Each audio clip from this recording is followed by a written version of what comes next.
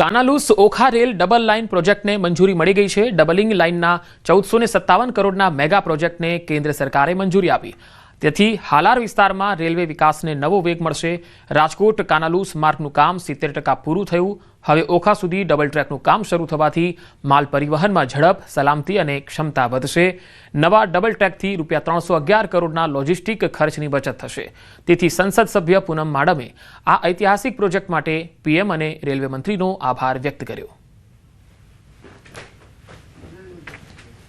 અને યાત્રાધામમાં જે યાત્રાળુઓ આખા દેશમાંથી ને વિશ્વમાંથી આવતા હોય છે એને પણ કોઈ કનેક્ટિવિટીના ઇસ્યુ ના થાય એ પણ ધ્યાનમાં રાખી અને કાનાલુસથી ઓખા સુધીનું લગભગ અપ્રોક્સ 159 કિલોમીટર્સ નો આખો ડબલિંગ ટ્રેક રેલવે ડબલિંગ ટ્રેકની મંજૂરી આપવામાં આવી છે। ભાવનગરમાં ગુજરાત ફેર પ્રાઇસ શોપ એસોસિએશનની હડતાળ। શહેરના સસ્તા અનાજના દુકાનદારોએ સરકારી ગોડાઉન પર પહોંચી હલ્લાબોલ કર્યો। રાજ્યના પુરવઠા નિગમ પર ઠાલવ્યો રોષ। રેશનની દુકાન પર અનાજનો જથ્થો સમયસર ન પહોંચાડવાનો આરોપ। અનેક રજૂઆતો છતાં સમસ્યાનું નિરાકરણ ન આવતા આક્રોશ જોવા મળ્યો। છેલ્લા 3 વર્ષથી સમયસર જથ્થો રેશન શોપ પર ન પહોંચતો હોવાનો પણ આરોપ છે। રેશન કાર્ડ ધારકોને હાલાકી પડતી હોવાની ફરિયાદ છે। લાભાર્થીઓને પૂરતા પ્રમાણમાં અનાજ ન મળતું હોવાની ફરિયાદ છે। પુરવઠા નિગમના કારણે લાભાર્થીઓ અને દુકાનદારો વચ્ચે ઘર્ષણ થતું હોવાની ફરિયાદ। નિગમના ઇજારદારો અને અધિકારીઓના પાપે ગરીબ લાભાર્થીઓ પરેશાન થઈ રહ્યા છે। એના બદલે આજે 22 દિવસ થયા, હજી સુધી 40% દુકાનદારોને માલ પહોંચ્યો નથી। આના લીધે ગ્રાહકો અને દુકાનદારોનું ઘર્ષણ થાય છે। બીજું કે જે રણસી છે એના પૈસા અમે ફરીથી રણસી અમને મળવી જોઈએ, એના બદલે અમને હજી રણસી મળતી નથી। દાખલા તરીકે અમે તુરદાળના પૈસા ભરી દીધા નવેમ્બરના, હજી તુરદાળ મળી નથી। એના બદલે ડિસેમ્બરના પૈસા પણ અમારી ભરી દીધા। આમ 2 મહિનાના પૈસા ભરવા છતાં પણ તુરદાળ કે ચણા અમને મળ્યા નથી। તો આના લીધે એવું થાય છે કોઈ 50% ભાવની થયો હોય તો કોઈ દુકાનદારે તુરદાળ આવે છે, કોઈ દુકાનદાર નથી આવતા। ગ્રાહકોમાં એવો અસંતોષ પેદા થાય છે કે આ દુકાનદાર અમને તુરદાળ દેતો નથી એટલે તુરદાળ ખાઈ ગયો છે। ફાયર વિભાગને અનેક વખત તળાવ અને નદીમાં ડૂબવાના કોલ મળતા હોય છે, ત્યારે આવી ઘટનામાં રાતના સમયે ફાયર વિભાગને અંધારું હોવાથી ખૂબ તકલીફ પડતી હોય છે। કેટલીક વખત ઊંડા પાણીમાં ફાયરના જવાનો જઈ શકતા નથી, જેને લઈ હવે અમદાવાદ ફાયર એન્ડ ઇમરજન્સી વિભાગ રોબોટની ખરીદી કરશે। Under water remotely operated vehicle રોબોટની ખરીદી કરવામાં આવશે, જે નદી અને તળાવોમાં ફસાયેલા લોકોને બચાવવામાં મદદરૂપ થશે। જ્યાં માણસ જઈ શકતો નથી ત્યાં આ રોબોટના માધ્યમથી વ્યક્તિ કે વસ્તુને પાણીમાંથી શોધી શકાશે। રિમોટથી ચાલતો આ રોબોટ ફાયર વિભાગ માટે આશીર્વાદરૂપ સાબિત થશે। એએમસી 1.96 કરોડના ખર્ચે 2 રોબોટ ખરીદશે।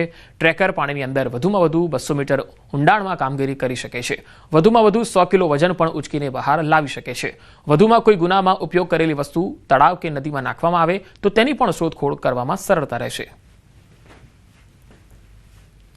આ ટ્રેકર મશીનની વિશેષતા એ છે કે પાણીની અંદર કોઈ પણ વસ્તુ ખોવાઈ હોય અથવા તો આપણે વાત કરીએ કે આપણે બોડી હોય નીચે તો એ તરત જ એ ટ્રેકર કોમ્પ્યુટર પર તેને શોધી શકે છે અને એ જગ્યાએથી ખોવાયેલી વસ્તુને એ તરત જ 100 કિલોગ્રામ જેટલું વજન અને 200 મીટર જેટલી ઊંડાઈએ રહેલી વસ્તુને પોતે ટ્રેક કરી શકે છે।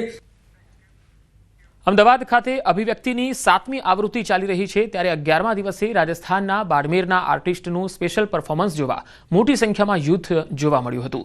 14થી લઈને 30 નવેમ્બર સુધી આયોજિત આ ઇવેન્ટમાં 140 કલાકારો દ્વારા 62 વિઝ્યુઅલ આર્ટ ડિઝાઇન સહિત 220 કરતાં વધુ પ્રદર્શન રજૂ કરવામાં આવ્યા।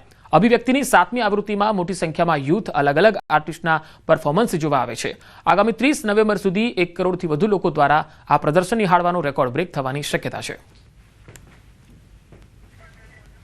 મોટી સંખ્યામાં લોકોએ આ પરફોર્મન્સ નિહાળ્યું હતું અને સૌ લોકો આ પરફોર્મન્સથી જોઈ અભિભૂત થઈ ગયા હતા। 200થી વધુ પ્રદર્શન અને 140 જેટલા કલાકારો એમાં સહભાગી થયા હતા।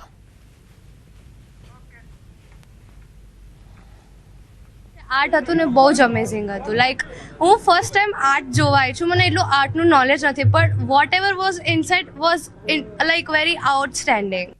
બહુ જ મસ્ત, બહુ જ અમેઝિંગ। હું પણ પહેલી વખત આવી છું, મારી ફ્રેન્ડ હતી, હું બી પહેલી વખત આવી, પણ મને થોડું ખબર પડી કે અચ્છા આર્ટમાં બહુ બધું ડિફરન્સ વેરાયટી અને આપણને હજી સમજવામાં બહુ જ વાર લાગશે। ગીર સોમનાથ ખાતે સૌરાષ્ટ્રના સૌથી લોકપ્રિય એવા સોમનાથ ટ્રસ્ટ આયોજિત કાર્તિકી પૂર્ણિમા મેળો 2025નો ભવ્ય પ્રારંભ થયો। આ વર્ષે પડેલા ભારે વરસાદને કારણે મેળાની તારીખોમાં ફેરફાર કરી 27 નવેમ્બરથી 1 ડિસેમ્બર 2025 સુધી મેળાનું આયોજન કરવામાં આવ્યું. આ મેળાના પ્રથમ દિવસે જ 1 લાખથી વધુ શ્રદ્ધાળુઓ મેળાની મોજ માણી હતી. 5 દિવસના આ મેળામાં 10 લાખથી વધુ મુલાકાતીઓ આવવાનો અંદાજ છે. મેળામાં વિવિધ ખાણીપીણીના સ્ટોલ, જેલના ભજીયા, સેલ્ફી પોઈન્ટો અને ખાસ આજે અપેક્ષાબેન પંડ્યાના સાંસ્કૃતિક કાર્યક્રમમાં પણ મોટી સંખ્યામાં લોકોએ કાર્યક્રમનો પણ લાભ લીધો છે.